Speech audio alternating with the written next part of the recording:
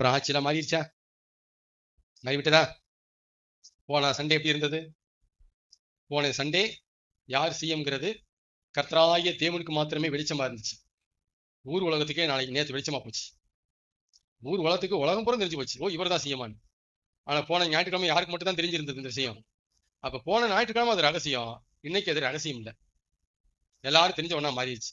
இந்த மாதிரி தான் நம்ம வாழ்க்கையில நிறைய காரியம் ஆண்டவர்கிட்டமே தெரிஞ்ச காரியங்கள் ஏற்ற காலத்துல ஊர் உலகத்துக்கே தெரிஞ்ச காரியமா மாறிடும். நேற்றைய ரகசியம் இன்றைய வெளியரங்கம் எல்லாம் மாறி போச்சு, மாறி போய்விட்டது. ஆமீன். எப்பவுமே நம்மகிட்ட ஒரு அருமையான ஒரு பழக்கம் இருக்கு, தொன்று தொட்டு இந்த ஆதி பழக்கம். இந்த சின்ன பிள்ளை இருந்து கை சூப்பாங்க தெரியுமா? சின்ன பிள்ளைய வளர்ந்த ஒட்டி பேசிக்கிட்டு இருப்பாங்க. தொட்டில் பழக்கம் சுடுகாடு வரைக்கும் நம்மகிட்ட ஒரு பழக்கம் இருக்கு. நம்ம எதிர்பார்த்த நபர், நாம் ஆண்டவரிடம் முறையிட்ட வேண்டிக் கொண்ட மன்றாடின நபர் சிஎமாக வந்து விட்டால் நமக்கு ஒரு வழக்கம் இருக்கு, ஆண்டவர் நம்முடைய ஜெபத்தை கேட்டு அவரை சிஎம் பதவியிலே அமர்த்தி விட்டார். நமக்கு ஒரு வழக்கம் இருக்குது. நாம் எதிர்பார்த்த நபர் சிஎமாக அமர்ந்து விட்டால் நாம் ஒன்று கூடி ஜெபித்த ஜெபம் வீணா போகவில்லை.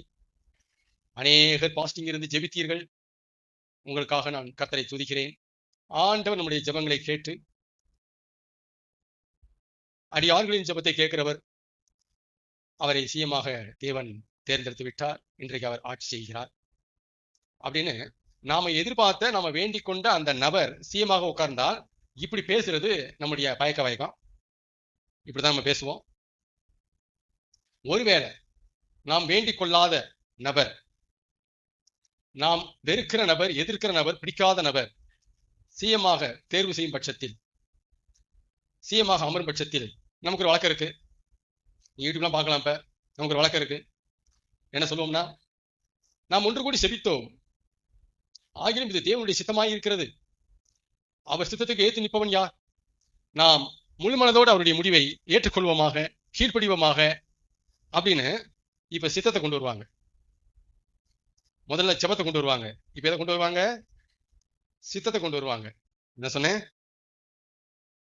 நம்ம ஜெபிச்சபடி நடந்துட்டா ஜெபம், நம்ம ஜெபிக்காம மாதம் நடந்துட்டா சித்தம். சித்தம் இன்னைக்கு யூடியூப்ல பாத்தீங்கன்னா கிறிஸ்தவர்கள் நிறைய வீடியோ போட்டுக்கிறாங்க.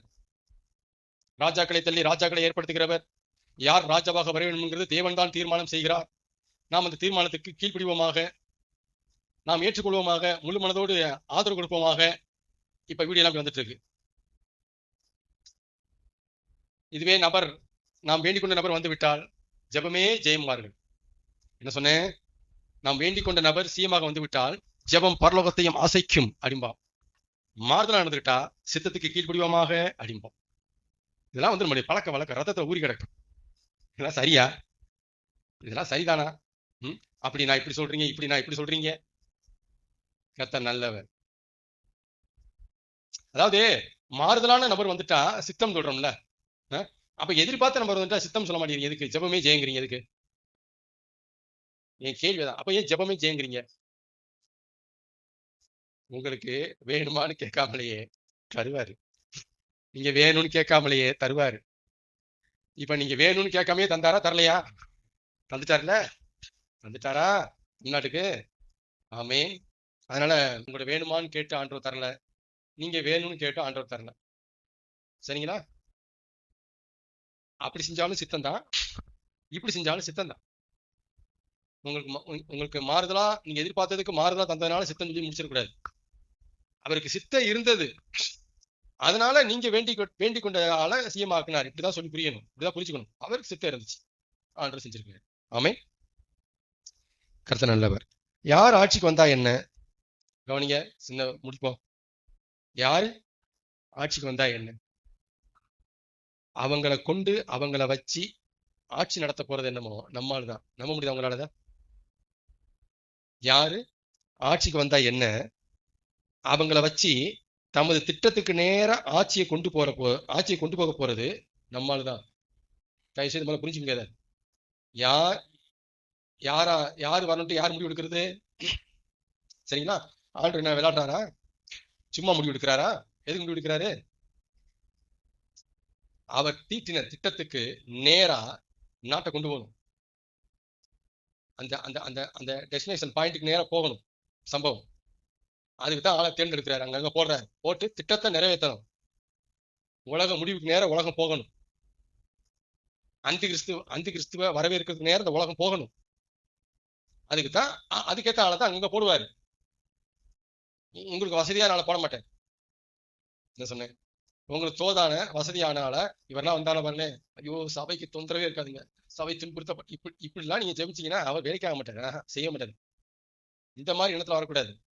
இனி காலம் கலிகாலம், கடைசி காலம். இனி உலகம் அந்தி கிறிஸ்துவ வரவேற்க ரெடி ஆயிட்டு இருக்கு. அப்ப அதுக்கேற்ற மாதிரி தான் போகும். ஆமேனா? அப்படிதான் நீங்க புரிஞ்சுக்கணும். அப்படி அதுக்கு தோதான ஆட்களுக்கு தான் ஆண்டவர் இங்க ஓகே கொடுப்பாரு. அதுக்கு தோதா இருக்கணும். அந்தி கிறிஸ்துவ வரவேற்கிறதுக்கு ஒவ்வொரு நாடுகளும் ஒவ்வொரு மாநிலங்களும் தோதா ஏற்பாடு பண்ணணும். அந்த மாதிரி ஆட்களை செட் பண்ணிட்டு வருவார். ஆமேனா? அப்பதான் சொல்றேன், யார் ஆட்சிக்கு வந்தா என்ன, அவங்களுக்கு வச்சு தமது திட்டத்துக்கு நேர நாட்டை நடத்த போறது என்னமோ நம்மளுதான். அவங்க இல்ல, நம்மளுதான் பண்ண போறாரு. ஆமே.